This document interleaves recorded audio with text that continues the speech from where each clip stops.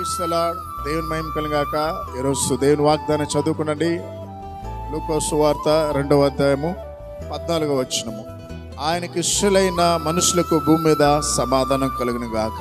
ప్రియులారా, ఎవరికి ఇష్టలైన బిడ్డలకి, యేసు ప్రభుకి ఇష్టలైన వారికి భూమి మీద సమాధానం కలుగును గాక. ఈ భూమి మీద నీకు అన్నీ ఉండొచ్చు, డబ్బు ఉండొచ్చు, బంగారం ఉండొచ్చు, మంచి పలుకుబడి ఉండొచ్చు, మంచి నువ్వు పొజిషన్లో ఉండొచ్చు, మంచి పిల్లలు బాగా చదువుకొని ఉండొచ్చండి, మీకు మంచి ఆస్తి భూములు ఒక ఎకరాలు ఉండొచ్చు. కానీ నీకు నెమ్మది లేకపోతే, సమాధానం లేకపోతే నీ జీవితము శూన్యము. మానవుడు జీవితము శూన్యమండి. ఈ సమాధానము ఏ మెడికల్ షాప్లో దొరకదు, ఏ బంగారు షాపులో దొరకదండి, ఏ యొక్క రాజకీయ నాయకుల దగ్గర దొరకదు, ఏ ముఖ్యమంత్రి ప్రధానమంత్రి ఇవ్వలేరు. కానీ రారాజు అయిన ప్రభు అయిన యేసు క్రీస్తు ఎదుగో ప్రతిరోజు మీకు ఈ సువార్తను ప్రకటిస్తున్నా. ఏ దేవుని గురించి అయితే నేను ప్రకటిస్తున్నానో, ఏ దేవుని గురించి అయితే మేము ముందుకు వస్తున్నాం, ఆ ప్రభు అయిన యేసు క్రీస్తు అంటున్నాడు, భూమి మీద నాకు ఇష్టలైన వారికి సమాధానము కలుగును గాక. ఒకవేళ మీరు ఎవరికి ఇష్టం లేకున్నా బాధపడకండి.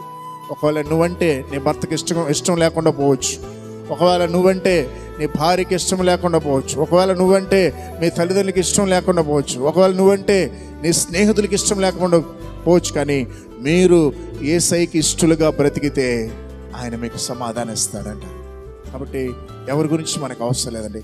యేసయ్యకి ఇష్టలుగా బ్రతకాలంటే మొదటి పని ఉదయం లేచి ప్రార్థించి, దేవుని వాక్యాన్ని ఇచ్చాడు, కుటుంబం ప్రార్థించండి, దేవుని మందిరానికి వెళ్ళండి, ఆయన్ని అంటిపెట్టుకునండి.